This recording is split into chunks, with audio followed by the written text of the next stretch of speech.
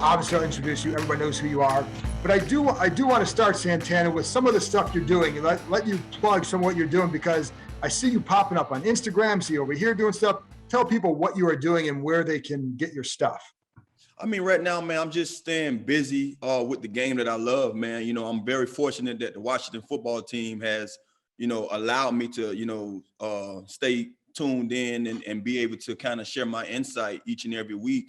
I'm on the pregame show with Julie. Another shout out to Julie. She's one of the reasons why I'm able to still be seen and heard.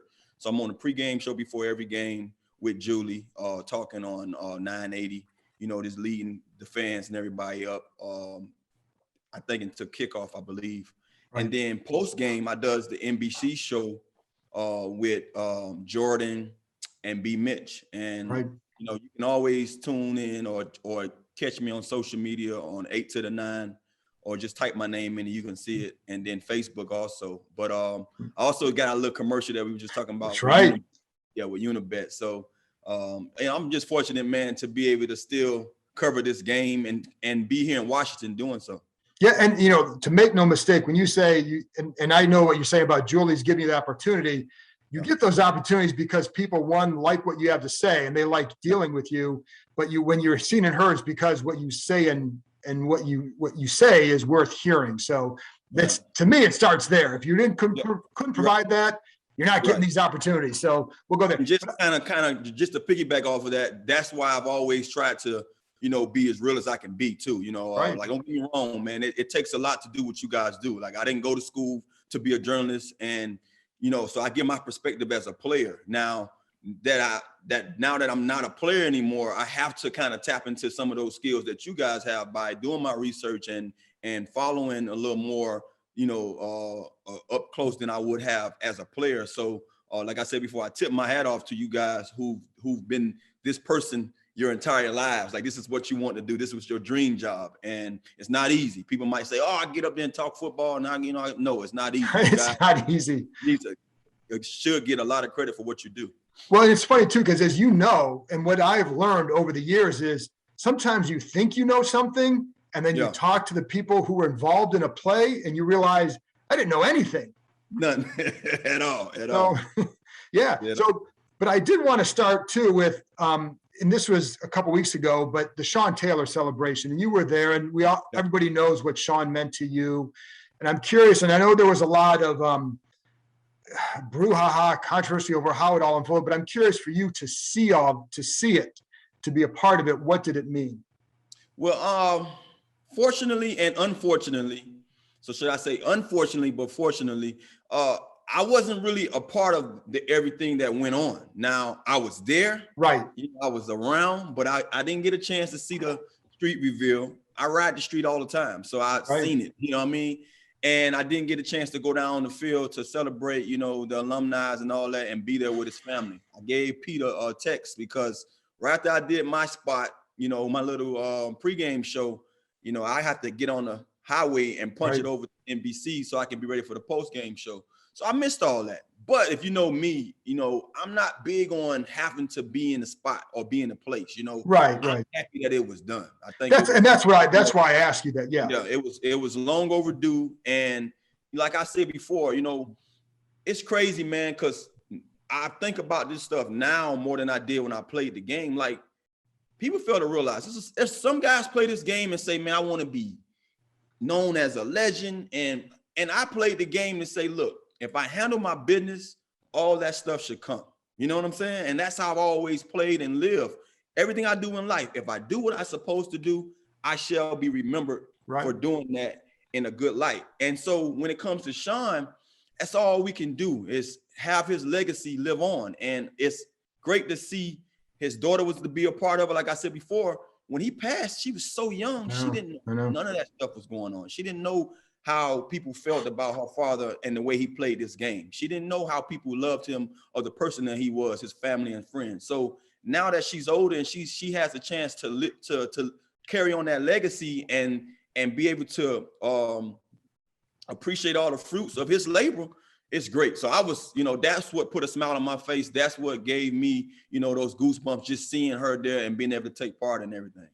And, you know, it's as somebody who loved watching him as a football player. And, you know, everybody knows like at that fourth year, he was really hitting his stride.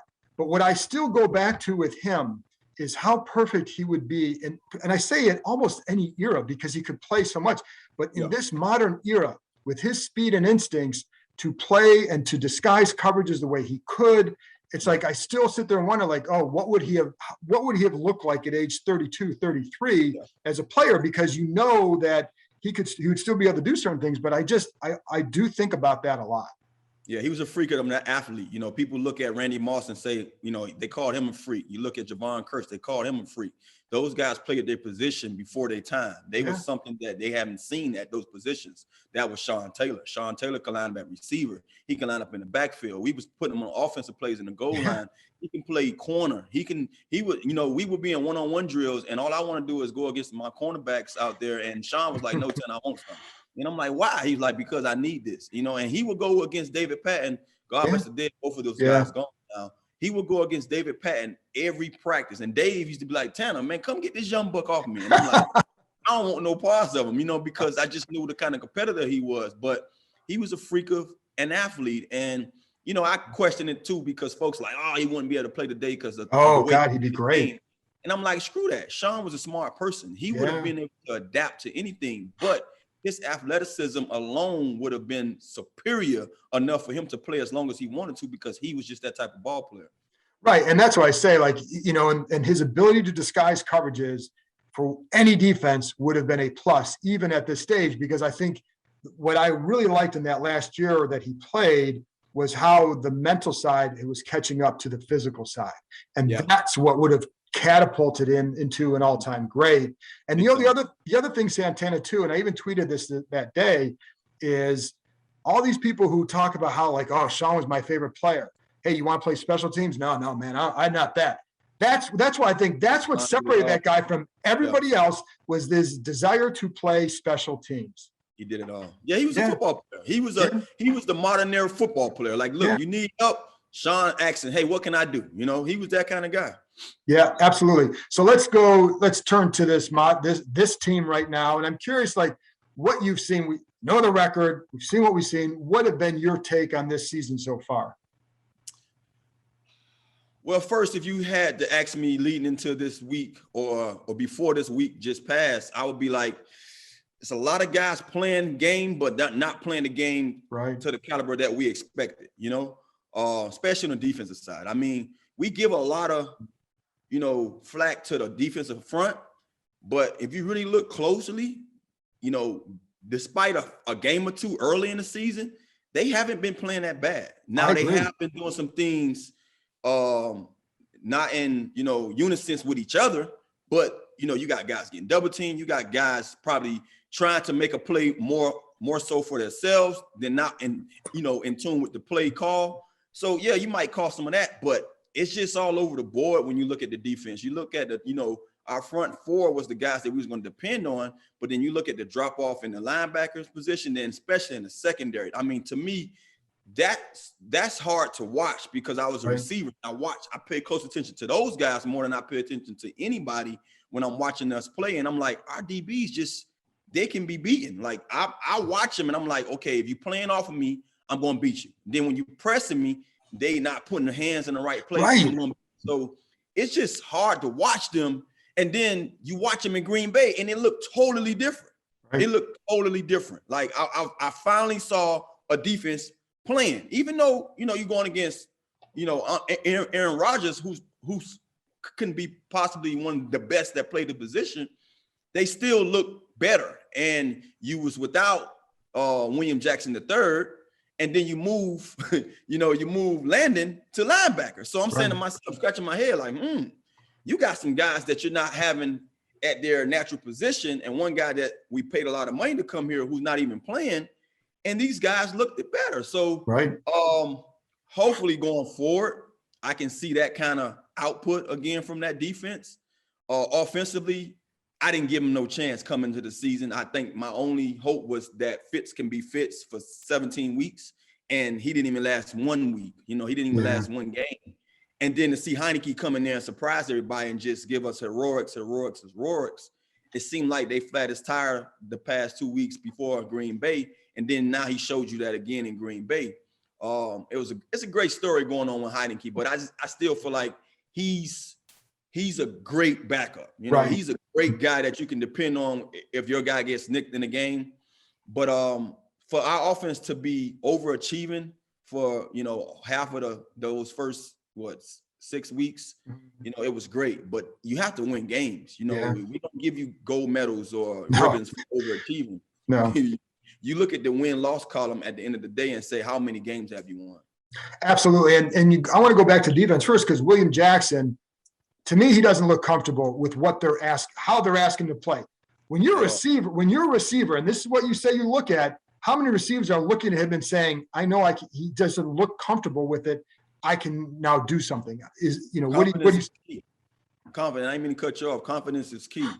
I don't know what it is. You know, I find it hard to see a guy who I watched in Cincinnati press man, bump and run everybody, right, and basically hang with anybody and follow guys around and have his man 75% of the time. You know, as a DB, you're going to get beat. But let's say 75% of the time, I saw him making a play, whether he was picking it off, you know, getting a PBU, whatever it was. This guy was making plays. And then now you come here to us with the front four that we have, and now he's off and he's playing a zone. To me, that right there is not his game. But then as soon as I spoke about it, I watch him now. He's able to bump and run, and he's whiffing and missing guys. That's what was confounding me. I'm lost. And, you know, just knowing from other guys, like I've only been to 2 teams. I'm only played for 2 teams. And I remember coming to Washington, and I remember CP getting on me for being so anal about certain things, my preparation leading to that season that year in 2005. And he like, man, you here now, you gotta let it hang out, come do this, to do that. And I was like, no, because I haven't won my team over yet. I haven't did enough. You know, I know what I can do, but I haven't got myself ready to go out here and play, or haven't played a game with you guys to give me the credit that I need and the respect I need, because that's what I want. That's who I am. I want the respect from my teammates and these coaches to know that who they traded for is going to go out here and be productive. So, I don't know what went on through his process of getting ready for this season, but I would expect a lot more from him, knowing that he's a big money guy. And in this league, the DBs and the receivers, it's their show right now. It's a passing game. Right. And these guys are going to either be a star or not when it comes down to how their production is on the field. So it could be a little jitters, first year jitters, because he's still trying to get acclimated, or it could be he's just not comfortable with the scheme. And I'm hoping that whatever it is, he gets over it, because, you know, as an athlete playing this game, that's being, you know, under the microscope all the time, you know, it can get worse for him if he keep hearing us chirping at him or about him. Yeah. And I don't want that to sink into his head and him to lose his confidence and not be half of the guy that, you know, I see half of him out there. Right. I see him flash every now and then, but I know, as you know, we all humans. We sit here and try to be macho as athletes, especially football players, be like, oh yeah, I don't hear that. No, we hear it. That's why I don't pay attention to it. That's why I literally don't watch it when I played it, because I knew it hurts if it hits you the right or the wrong way. And so, you know, I'm sure he hears it. I'm sure a lot of these young guys listen and watch and read more than I did.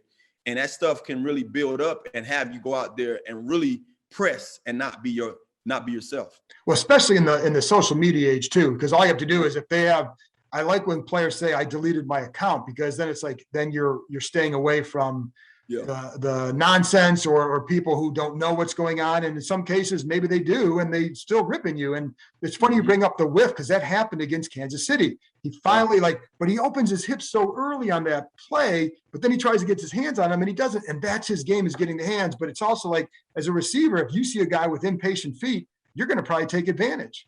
Yeah. I mean, honestly, man, it's not even the impatient feet part. It's just not knowing that he's not confident. Right. That's okay. That's all you need. That. Yeah. You know, when a receiver or anybody smell blood from their opponent, they're going to attack. And that's what's been going on right now. I think, you know, he's been caught in some situations where he just haven't came down on the, you know, right side of that play. And it's causing him to think a little more than what he has done in the past, you know. And, you know, when you're thinking, man, that's when you're losing, because I can't think. I remember when I had my most mistakes as a player, as a receiver, when I dropped balls. It's because I thought about it before I even had a chance to do it.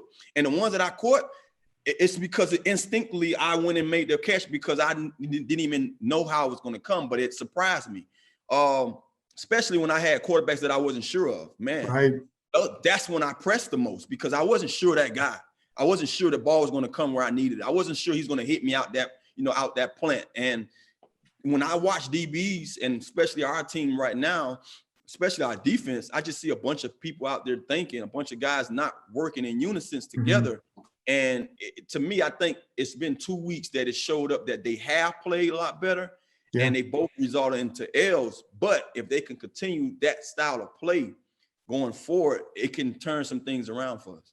Right, and I agree with that. I like what the defense is actually starting to show. One guy too that got a lot of grief is Landon Collins, and as you said, a couple of weeks ago they started playing him more in the box. And I know from there, he says linebacker. I know from their perspective, it's like, well, you're doing the same thing as a big nickel. You're doing some safety things. So they view it as a hybrid. Whatever you want to call it, he is out of his, he is being used differently.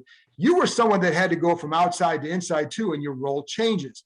People think it's an easy switch, but when you switch for a player, how hard is that to do? Even if you're still on the field, he's not on the field as much though. So how hard is it to do? Well, fortunately for me, I was a slot guy in college. So I played both. I would play the outside, I would play Z doing base formations. And then when we put the three receivers in the game, I would move in a slot. And as crazy as it sounds, when I got into the league, they didn't use me like that for 10 years. Right. And I'm like, I dominated inside. I'm a little guy. But to my credit, I was able to stand outside and hold my own for so many years. So it was great for me when I had a chance to say, okay, Tanner, we don't need much from you no more. Let's come inside. And now I see the field bigger. I see the different picture, especially at my position. I love the inside because what I can do best is beat my guy. I have a ton of field to work with now. To his credit, I understand how he feels about the change because he's played safety all his life. Even though he can't do some of the things that he might want to do at that position, he still bring that little behind them pads when he has to make tackles. Coordinators and head coaches or coaches, period, on the defensive side, look at him and say, okay, if you're doing what you're doing in the run game so well, maybe we need to bring you a little closer. I don't see it in your pass game. And we didn't see it before the injury. Now you come off this injury and you can see it. It's evident out there. I mean, I hate to say it, but it is what it is. So also I've been questioning just the whole, what I've seen from years from just all those guys around attacking the ball carrier. I've seen guys allow the ball carrier to catch the ball and they just sit there and wait. No, you have to shoot. You allow me to set you up. It's curtains for you because I'm going to show you something that I know you want. And as soon as you take it, I'm going to go the other direction. So, I was questioning maybe he's not wanting to push off that leg because of that injury. And he's trying to just say, hey, whatever way I can stay on this field without doing too much, I'm going to do that. Hopefully that's the case. But I just feel like we needed that change. And even if it doesn't make him, that doesn't pleases him, if he can continue to grow at that position, he might be, well off there, or that might prolong his career. Because if not, I don't see him playing safety much longer, and especially doing some of the things that he's done in the past. Right, and I think what he's going to start to see too is he's actually helping him in that role because he does help against the run game there. He's just not playing as much, and everybody wants to play. I mean, I get that. But I do think it's probably his role going forward, whether it's the hardest thing. That's the hardest thing, not playing. And look, I remember when Shanahan told me, like, Tanner, we want to move you inside. I think you still can beat your guy.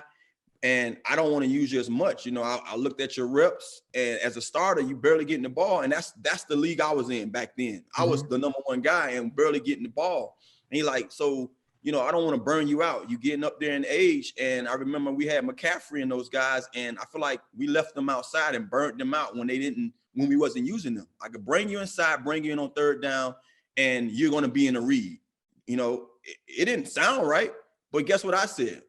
Because I knew how this world works. I'm like, if you feel like that's going to be best for us as a team, I'm going to roll with it. Yeah. Because now it's in your hands to prove to us that this works. Right. And as right. crazy as it sounds, it worked. The first year it worked. I had 8 touchdowns. Right. And, I was listening. I talked to a lot of my friends now, and they was like, Tanner, we face you guys, and our coach would still circle you like, look, 89 come in the game. You know what he can do. And he said, we would know that on third down, it's a possibility you getting the ball and you still will get open. So just knowing that I was able to still be a difference maker coming in playing less, I had to adapt to that. I had to really see it work. And so I think hopefully he can start seeing that stuff work for him. His body feels fresher. He's getting that bounce again. And then now the coaches might say, hey, we need to up his reps, because the way he's flying around with less reps and not having to use that leg, use that Achilles, and now he can fire off and have confidence behind that leg. This is his role. And I'm hoping that can happen, because I think he's still a tremendous athlete and a football player, but he just have to change his process, his thought process of who he is as a player. Right. And I do think he helps there. And I think that's part of the reason the defense is starting to improve is because he is down in there. And I love Cam Curl back there with I love, in putting him in that role that Landon was in. Let's go to the receivers. De'Ami Brown, what have you seen from him? I see a confident guy. I see a confident young man. I just had him on the podcast. We had him on the Players Club podcast a week ago, last week, and he got on me about North Carolina beating my Canes, and he told me NC State was going to take us down too. So I hope he catch this, because Miami surprised him and got NC State. But I see a confident young man. I talked to him about his confidence. I talked to him about having a chance to really step up and take a grasp of this opportunity with Samuels down. And then I saw him go down last week, and I'm like, man, I hope it's not something that's going to keep him out that long. But just talking to him, he's very confident about his game, about himself, especially when you have speed that he has. It's hard to not be confident. I think one of the things that's going to be key for him going forward is just continue to grow at the position and watch the guys in front of him. He said he loved watching Terry do what he does. He said Terry is very helpful. He said he's basically a sponge around Terry. Terry's giving him a lot of insight, but I told him, what he can do best is just watch. That's one of the things I did. Didn't matter how old or young you were. If you had something that I didn't have or that I liked, I would just watch you. And I would say, okay, I'm going to add that to my toolbox and be able to use it. And that's something that I gave him. And I told him, also as a player in this game, especially being a football player, we have that instinct or that mindset that we have to be the aggressor. I told him at our position, we have to allow things to flow our way. We're not with the ball. We have to allow the offensive line to block enough and hold up for our quarterback so he could hit us in stride. And I told him that at times as a receiver, I used to be so anxious to, let's make this play work that, when it didn't, it's because I was too anxious and I was blaming it on other folks. So if he allowed the game to flow to him and just take, be patient with it, he would see that once you get that first grab, now that confidence level goes even higher. And then the second one comes, and then before you know it, you got 100-some yard game, you got 2 touchdowns, and you're doing that consistently. Now you're that player that you want to be on this level. So I'm glad I had a chance to sit down and talk to him, but hopefully he's not that banged up and he can be ready this week. But he seemed like a guy that once he get his feet up under him and he start making more plays, it's going to be not too long for him to be a guy that we could depend on too. Well, and the funny thing is, speaking to that, he's had a couple drops, and they seem to stem from a guy who is trying a little bit too hard to make a play right now. And instead of catch the ball, go, he's going while he's trying to catch the ball. And, and so, I mean, is that part of what you've seen, or what do you think? And that's one of the reasons why I told him to let the game flow to his, flow his way. I saw that, and that's when I was speaking on. I was basically telling him what you just said without saying something about drops. That's one of the right. Receiver. It's like, hey man, I see you had some drops. Now I'm thinking like, oh, he's right. I mean, he tried to calm me out. So being that I was in your seat talking to this man on a show. That's a smart way to go. I didn't look. I have to. You have to use these tactics because I've been there, and like a lot of guys don't have my thought process or my mindset. Like, look, I can say this guy's doing his job. He calling me out. I can't be all in my feelings. It is what it is. I know I dropped it, so I don't need to be repeated, be reminded, but a lot of guys don't think that way. They kind of get offended by that. So I was basically letting him know in so many words without telling him that, look, allow the game to flow your way. You know what I mean? I understand you're anxious. I understand you're confident, but sometimes you have to humble yourself a little more, you know, until you get yourself really out there and make those plays consistently. And that's all he have to do. You know, as a young man, you're trying to prove to everybody. And I think the best thing happened for me is two things happened to me that makes me think right now, what if? One, as a, you know, my rookie season, I hurt my knee before I even played a preseason game. Mm-hmm. So I'm out that whole entire preseason and into week 12 of that season. And so I didn't know at the time that was good for me because I've always been a guy playing, and I had started off so well in training camp. I'm like, man, this is a major setback. Right.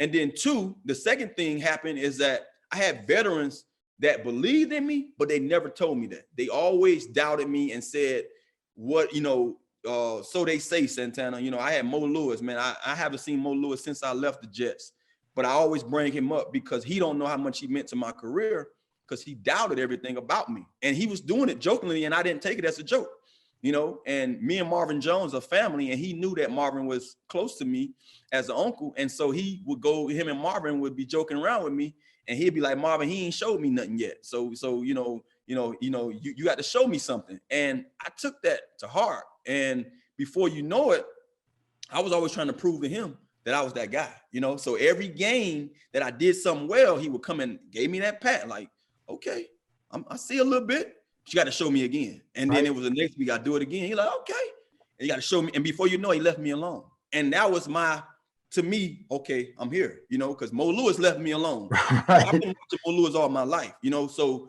when he left me alone, I knew I arrived. And that I needed that for my career, because from there, I always had in the back of my head, I can never go back to that guy that they question. And I think all young guys need that. They need that check-in, that you know, somebody to say, hey, I'm here. I see what you might have, but you got to show me consistently. And I think that was my way of telling him that as a guy that's watching from the outside looking in.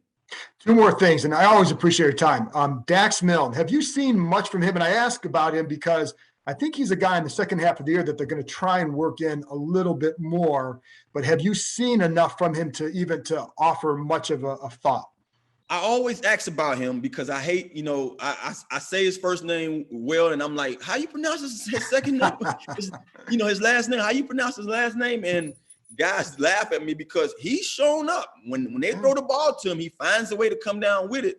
And so he had his spots where I'm scratching my head like, you know, I'm not sure if they would kind of say, okay, Humphreys, we want to put him in front of you.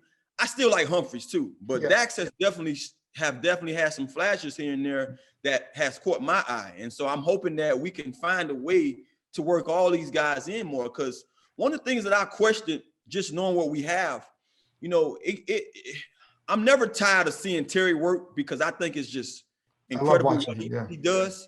Every week, Terry's just found a way to show up, and it's hard. It's hard being that guy and having to show up, and no one else is there to really take the load off you.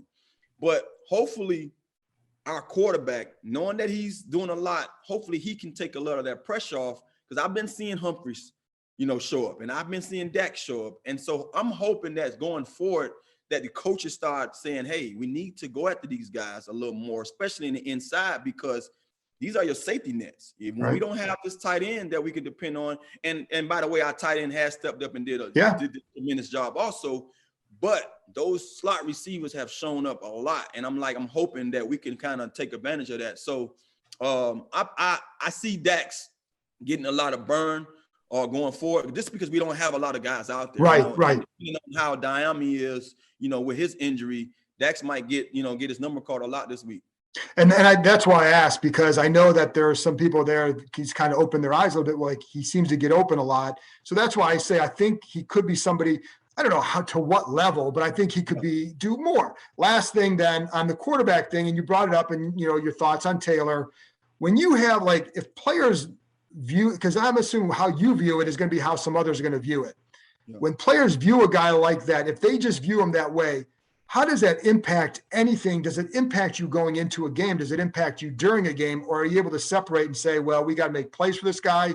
Or is there I don't know if he can, and I'm not just putting everything on Taylor, I'm just in general, if players aren't as sold on a guy, how does that impact everything? That's a great question. And the answer I would give you is that, when we had Todd Collins in the game, I didn't look at him as a backup. Okay. At the time, you're playing. You're the guy up right now. We have to go out there and do what we do so you can see the open guy and hit me. So I'm sure that those guys not looking at Taylor as a backup because he's the quarterback. He's the starter right now. And that's how I feel about defensive backs. I don't care who was the guy. When you in, you're the guy. So I got to beat you, I think every guy on that team is really rooting for Taylor to do Taylor. And when you talk to those guys and you ask about Taylor, first thing they say is that you never know what you're going to get with him. So that's a good and a bad thing to me as a receiver because, one, I hope to know what you're bringing. I hope to know that you're going to find me. But two, as long as you're showing me the gut that you're showing me, that's what he's showing more than anything. He can be high with the ball. He can be off with the ball. He cannot see the guy, but he plays with his heart, man. He does. It's fun. That's why it's fun to watch. He lays it on the line. And if I can get that from my quarterback, look, man, as long as you give me opportunity to win, I'm okay. I do want the ball when I'm open, but if you showing me winning, you playing with a winning attitude, I can ride with you. So I think going forward, man, we just got to allow Taylor to be Taylor. Like we was harping all week long leading to the Green Bay game is that I don't see him throwing from the pocket like they do so much near those past games before Green Bay. I saw a guy sitting in the pocket, not comfortable. That's not him. Agreed. You can look, and those coaches know this. I think they give us, the hard time because they don't want to say what they want to say. Right. Give us too much insight, but they know that they can put some rollouts in their game plan and keep him from running with it. I mean, at the end of the day, if he rolling out and no one's open, take those 4 yards. Take those 4 yards. Positive yardage, keep the offense moving, keep the chains moving. So they know that, and I'm pretty sure they're telling him that. But I think you're being too critical at times as a coach when you're saying we want him to take less hits. Look, you can't tell me how to play football once I'm in between those white lines. You can coach me up to be prepared for whatever you want me to execute. But once I got that rock in my hand, it's my show. And that's what Taylor has to do. I heard him last week. He pissed me off again. And I wasn't, that pissed off. But when you're not winning, I'm going to always have a little bone to pick with you. But it seemed like he thought about that touchdown that he clearly had. He could have walked in. He wouldn't even got touched. But they in his head so much about how to go down, when to go down. He put his knee down first and brought the ball back. And it cost us a touchdown. So stuff like that bothers me because you hear and you see it.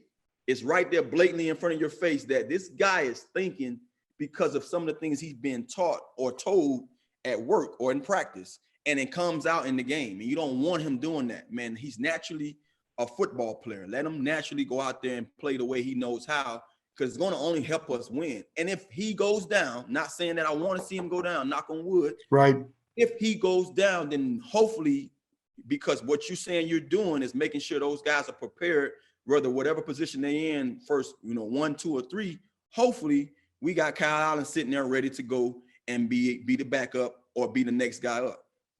Tana, this is why you're the best. Thank you very much. And this is why you are still seen and heard. And that's why everybody wants you to be seen and heard. So I appreciate it, man. Thanks a lot. You know me, man. I appreciate the time. Thank you, brother.